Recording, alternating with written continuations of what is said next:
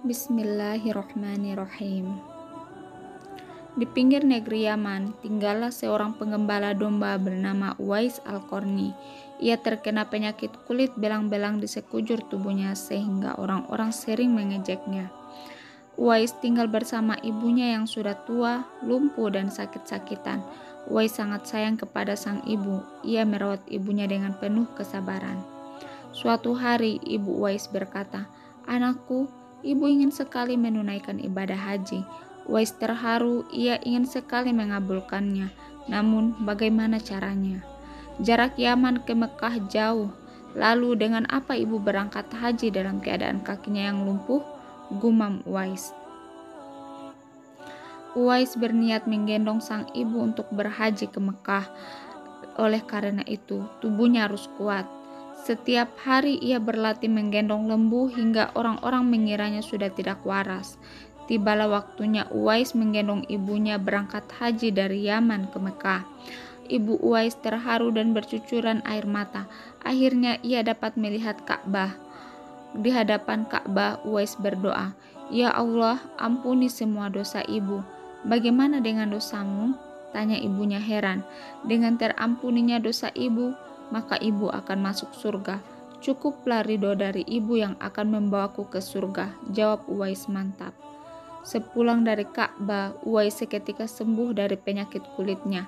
Hanya tertinggal satu bulatan putih di telapak tangannya. Uwais ingin sekali bertemu dengan Rasulullah SAW di Madinah, namun ia juga tidak bisa meninggalkan ibunya dalam waktu yang lama. Ia meminta izin kepada ibunya untuk menemui Rasulullah SAW. Ia akan segera kembali setelah bertemu dengannya. "Pergilah anakku, temuilah dia, dan segeralah engkau kembali pulang," ujar sang ibu merestui. Uwais bahagia sekali mendengarnya. Ia pun segera berangkat setelah menitipkan sang ibu kepada tetangganya. Namun sayang, begitu tiba di Madinah, Uwais tidak bertemu dengannya. Beliau sedang pergi berperang. Ia hanya bertemu dengan Aisyah. Beberapa hari kemudian Rasulullah SAW pulang dari medan perang. Beliau bertanya, "Apakah ada seseorang yang mencarinya?"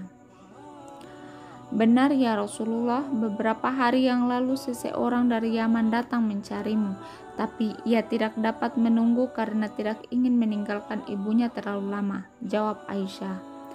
"Kalau kalian ingin berjumpa dengannya, perhatikanlah, ia mempunyai tanda putih di telapak tangannya," ujar Rasulullah SAW kepada para sahabat suatu hari. Aisyah dan dua sahabat Rasulullah, Ali dan Umar, tertegun mendengarkan. "Suatu ketika apabila kalian bertemu dengannya, mintalah doa istighfarnya. Dia adalah penghuni langit, bukan orang bumi," sabda Rasulullah SAW kepada Umar dan Ali. Uwais tidak pernah bertemu Rasulullah hingga Rasulullah SAW wafat. Meski tidak pernah bertemu, Uwais sangat mencintai beliau.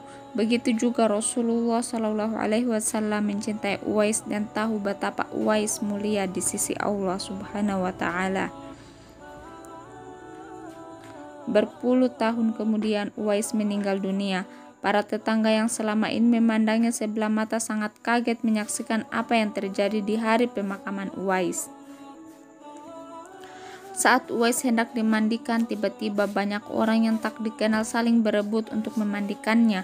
Orang-orang tak dikenal itu berduyun-duyun datang mensolatkan dan mengantarkan Uwais ke kuburnya. Siapa orang-orang itu?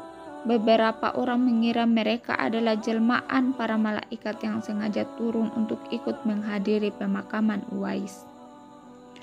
Uwais begitu mulia di sisi Allah dan para malaikat penghuni langit, sebab ia sangat berbakti kepada ibunya. Uwais sangat terkenal di langit meski tidak dikenal di bumi.